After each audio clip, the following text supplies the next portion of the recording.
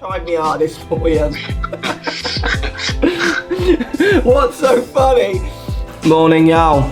Morning, OGOs. Oh, and a lolly. Just kind of rocketed right past, didn't he? Did you see him? Right, it's that time again. There's a guy on Twitter and he's keeping stats of all our scores. It's fantastic. He's keeping really cool stats. He's going through watching and keeping brilliant stats. He calls it data journalism. I like that. I like that term. That's a clever term.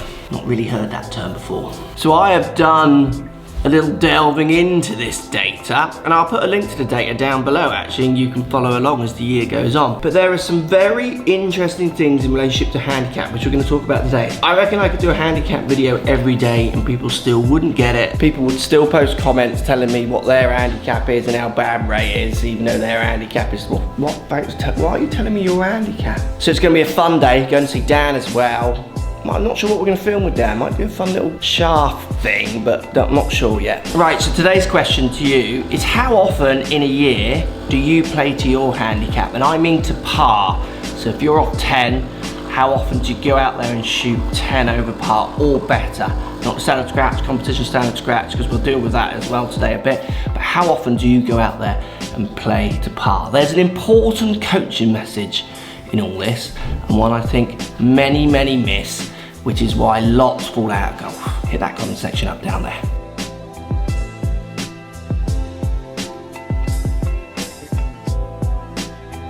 So we're going to look at all four players' stats, mine, Dan, Coach and Rory, in reference to handicap from the data we've got from this sheet that you're going to see up in front of me here. So here's the sheet. Obviously some of the games aren't complete. We also play match play because there's gimmies, and then there's also other points about the tees which we'll get to as we go on. We're just going to start with my stats to kick us off. So if we look at the first stats here, Andalusia hybrid match, it's 18 holes.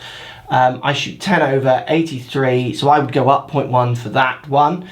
Now we're going to miss out this little short match, and we've also got 2 9 holes at the Warren, which we'll miss out for this purpose, but we could join them together and we'll talk about that later. Then Burnham and Burrow, I shot even par, so level par. Now the standard scratch at Burnham and Burrow, 2 or 3 above the par. It was a windy day, so I know if there was a competition there, standard scratch would have probably gone up 0.1, maybe more.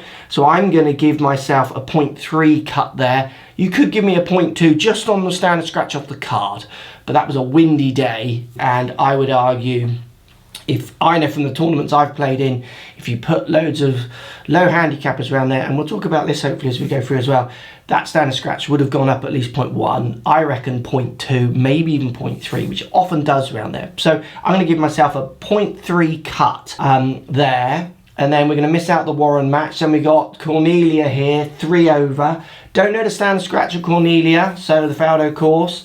I'm going to give myself maybe not going up there. Standard scratch I reckon is 1 over the par, maybe 2. Certainly if there was competition it would have been.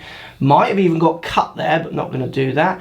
Regnum Carrier, not a full match, 3 over. Again, round Regnum, standard scratch will go up, because these courses off the tees we're playing at, if you played an amateur event there, people are not going to be playing to their handicap. And then up 0.1 on Titanic, Gloria up 0.1, and then the last match here, PGA Sultan, 3 over, not quite finished. So again, we'll use that just for the fun. I reckon that would stay. So from my match, from the stats I've got, and this doesn't include 2 9 holes around Dawlish, which is the kind of members course that you guys and girls are playing more often, where I was 2 under for 8 holes, and then 2 over for 9 holes on an uber windy day where the standard scratch definitely would have gone up. So you could argue that would have been a cut as well, but I'm not going to include that. But I think it just shows you the ideas. So my handicap, if it started at 0.0 at the start of this year, from those scores posted would stay at 0.0. Now what I think people get confused at, and we'll see this as a pattern going over, shooting 10 over, 83, par 73, people just see 10 over and then think, oh, averages, you should play a 4 or 5. They don't understand how the handicap system works, up and down 0.1s. And also handicap is there to try and show potential rather than just every score counting for X. Obviously that's changing as we go into the future, but I think if we look at the scores even going into how the handicap system will change, I don't think you're going to see much of a difference, certainly in what my scores are there. Interesting points for me here as well, which I think people don't understand. So lots of these people think we play every day because you watch course vlogs every week. We play 5 courses in 3 or 4 days in a trip, and then we might not play for 2 or 3 weeks. So for me personally, those stats, I'm quite happy, quite proud of them for the little amount I actually play or even try and even begin to compete. But you reflect those to some of the comments and it shows you how wild people's ideas are of scoring. Wait until we get into the other guys. Then the entertainment really starts to begin. Right, off to see Dan. Let's go and talk to him about his handicap. Pause the video down there below. Who do you reckon is lower on this year's stats? Dan or me or Coach or Rory? Who's gone up the most? Who's gone down the most? Down there, go on, have a little pause. Let's hear you.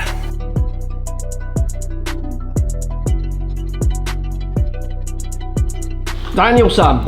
Hello, everybody. We're talking handicaps. Handicaps, yes. When did you last have a handicap, or like a proper handicap? Years ago. 2000, and when I turned pro, 2006. What did you turn pro off? I was off 1 in the UK. Yeah. And then a silly handicap in America. Because the system is different? Different, yeah. What was the handicap in America? Just for American viewers who often think... So when I first went to the States, I put in like 12 cards or whatever, and I was off +3.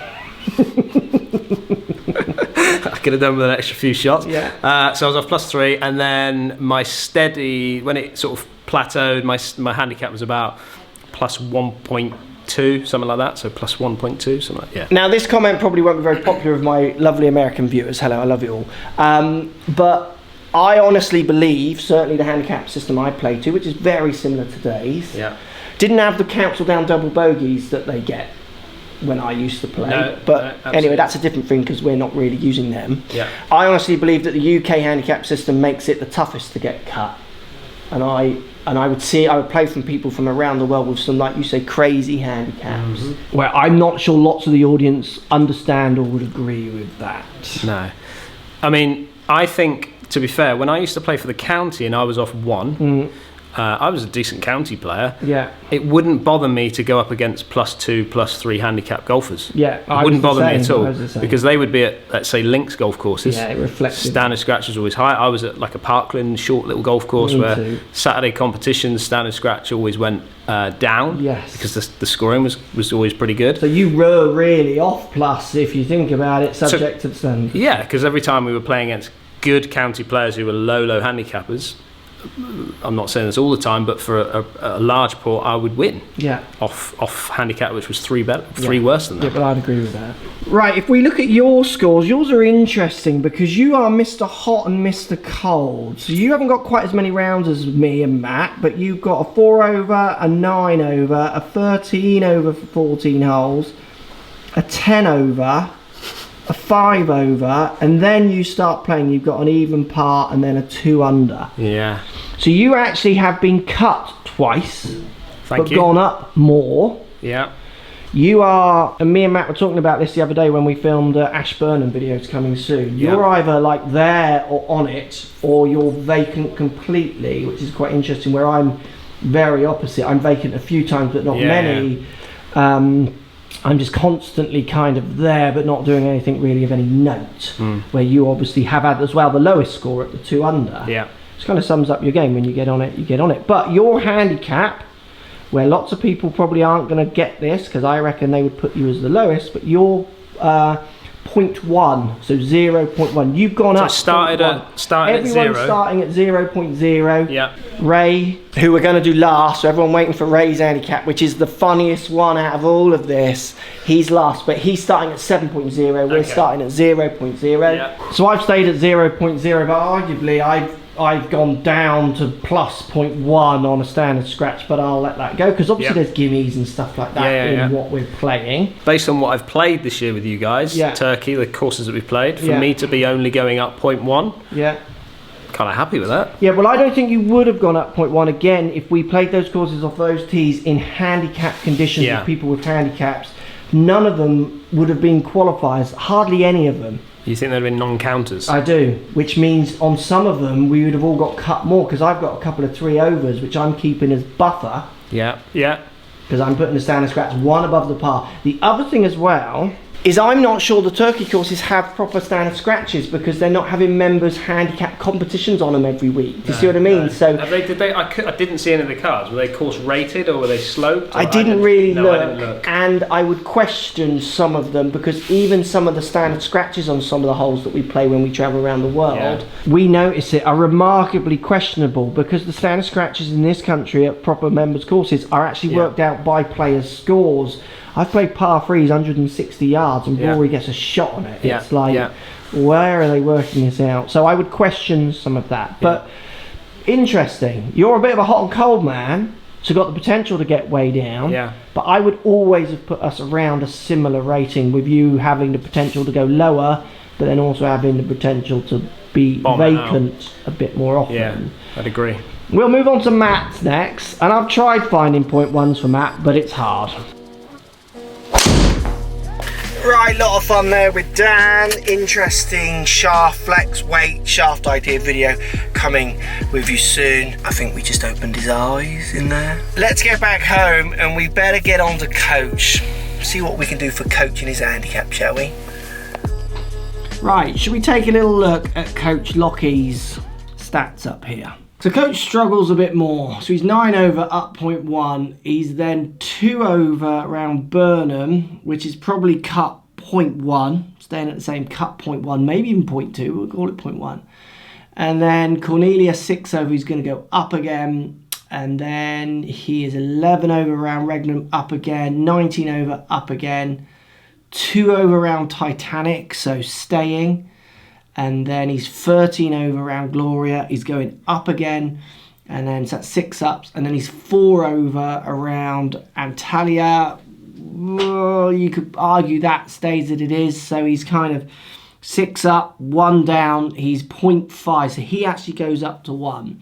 Things to think about with Coach. Coach plays the least out of all of us, because even though I'm not playing very much, I am hitting shots, I am testing clubs and playing a few holes that way, in and out of, you know, not every day, but, you know, in a week, I will hit more balls in a net, I will hit more chips out of my garden. He can totally switch off from golf for a lot longer period of time. So he goes up 0.5, goes up to 1 with 1 down. But what Coach does show is the potential to have crazy kind of spells. So what I would imagine with someone like Coach over time, and I imagine this is how he played as an amateur to even now as he plays as a pro, he's going to keep going up, up, up and up, and then he's going to have a chop, and then he's going to go up, up, up, up, and then he's going to have a chop, and just keep going up and then back down and up and then back down. Where Dan does that a little bit, but a little bit more consistent, where I'm someone tending to play to my handicap a lot more with the odd creep up and the very small chops. So it's just different styles of playing to the same ability. I would probably put myself 1 shot ahead of Coach at the moment, but I would say I practice 1 to 2 shots more than Coach in between the filming sessions. I think it's interesting, but he is up to 1, which isn't anywhere near some of the 4s and 5s and 7s and things like that. But in fairness, if you carry that pattern on, where will he end at the end of the year? I mean, he could be off 3 or 2 or 4. Let's see what he says. All right, bruh. Oh, your internet is like... slow connection. There he is. There he is. I've been trying to find your 0.1s, bruh, but I just can't find them. I'm sorry. Your handicap's gone up. I've tried my hardest for you. I'm quite happy that I'm not a 5. No, I totally agree, but what is so funny is it just shows, which is kind of what we're saying today, like, I can see why people get frustrated and give up and leave, because they haven't got a clue what good or bad is. Like the comments show clearly that a large percentage of people have no idea how to rate themselves on a golf course.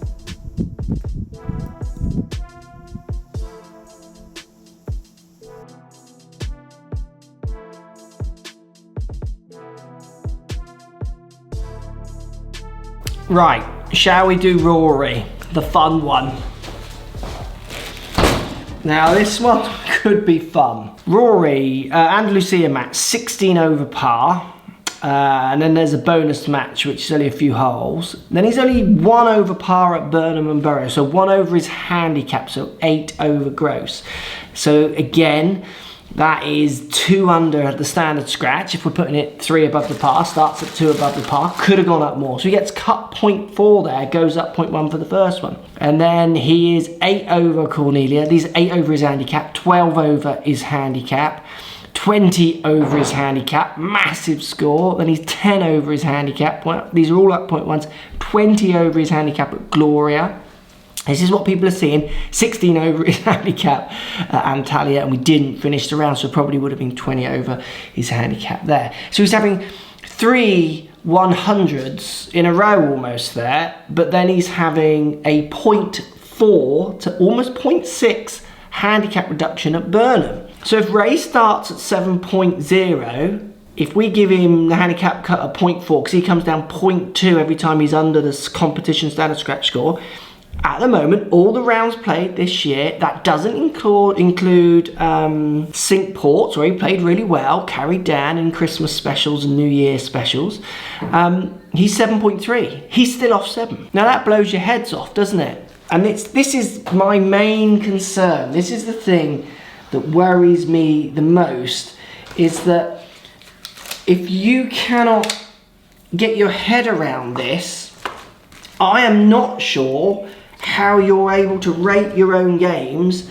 not get frustrated when it goes wrong, where Rory is a great testament to someone who just keeps plugging away even when it's going horrendous. I mean, he's having massive scores there, but then he's getting on the back tees at a golf course like Burnham and Borough, a world-class open qualifying venue, and shooting 1 over his handicap in freezing weather and quite windy, or very windy. So Rory's a classic example of most amateurs I see. He will go up and up and up and up and then have a big cut. I mean, I wouldn't be surprised if Rory goes to 8 and even 9, where we first met him, he was off 9. But he then will have another big cut. He'll shoot 5 over or 4 over at a big course and get a massive cutting down in his handicap. So if we delve into some of the comments, if we go to Facebook, we've got Dan, Mark and Dan and Coach Scratch. They are pros and could play level if required. Rory equals 10, but a bit struggles on the courses, the tees they play. So point from there. So he's not off 10, he's off 7. And Mark 2, Dan 3, Coach 3. Dan and Coach the same here from Sam on Facebook. I just don't get that. Rory 12. If we played Rory off 12, it would be no competition when he's on.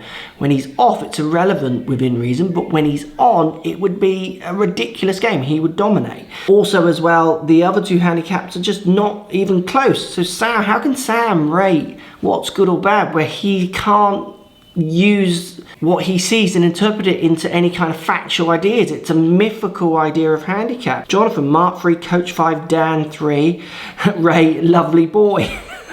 Rory 18. What? Dan scratch, Coach Eva scratch all 22, Mark -2. I mean, I would not +2. And then the best comment on Facebook by a mile, Dave Mitchell, you win comment of the day by a mile. Dan works on his game, Mark knows his game, Coach has forgotten his game, and Rory has given up on his game. Love the comment though. Golf the way it should be, unless it's a tournament or a money game. Keep it up, guys. Dave's comment absolutely 100%. If we just dive into Twitter, so Twitter's response, Chuck X had the best response. I actually DM'd him on Twitter to say brilliant response. What we think of handicap should be rather irrelevant until the crazies understand handicaps and how it works over time. Chuck X, that is a killer question coming from some of the comments. It's just, I mean, look at some of these. Rory 9, Coach +2, Mark Scratch, Dan Hendrickson Scratch, Lockie Army. That's a great comment from Jim Bell.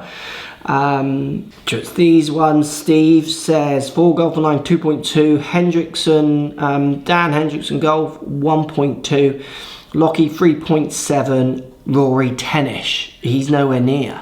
And often what I find with handicap comments from people, here's another one, Mark Scratch, Dan +1, Coach 3, Rory 11. It's interesting they're putting Dan lower than me. I mean, over the year it could easily happen. Dan's a good player, but I just think he'll crash as much as he'll get cut. And again, another point you've got to remember, Dan is playing more than anyone, and I would expect Dan to be the best player out of all of us. He plays in competitions almost every week. And then here's one that I just find amazing from the free putt. Rory #7, Coach 5, me 3, Dan Hendrickson 5. And I think sometimes the handicap comments, ideas, and I've seen it through golf, this is an important teaching aspect, they reflect the person's ego rather than the truth.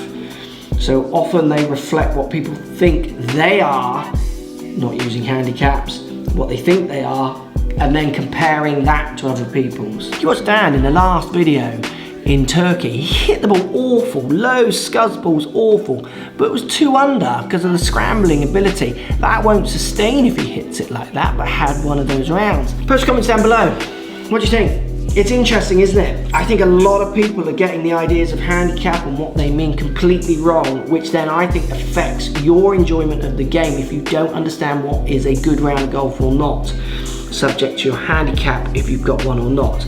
I've seen it for years. I see people give up because of this, because they think they're much better than they're not. Biggest problem with things like Game Golf and Arcos, all those stats programs, when I saw people using them over time, they gave up using them because they were too honest. People would say they shoot around their handicap most time, but when they actually are keeping the stats like this, it scares them because they don't understand. And that's the problem. Post comments down below. Love to hear what you think. What do you think of those ideas of handicaps? Obviously there's gimmies in there. We're playing off courses that I don't think you would ever play off in a competition, because I make us go off the back tees because I think it's funnier for production. Matt's always wanting to go off more appropriate tees. But I'd love to hear what you think. Thanks for watching. There you go. There's our official handicaps. They'll keep changing over time, and I don't think they're official as well, because most of them would be non-qualifiers, because I think if you actually had a handicap competition around most of those courses we played from the tees, I mean, one of the courses you're going to come and you're going to see soon from Alabama, we were only just making the fairways. It was 250, 260 yard carries because we went off the back. The course measures 8,200 yards long, but still people will rate that round the same as if they see me playing around Dawlish on a golf course that's barely 6,000 yards. It's much more complicated than lots of people think, isn't it? I can see why people get angry out there.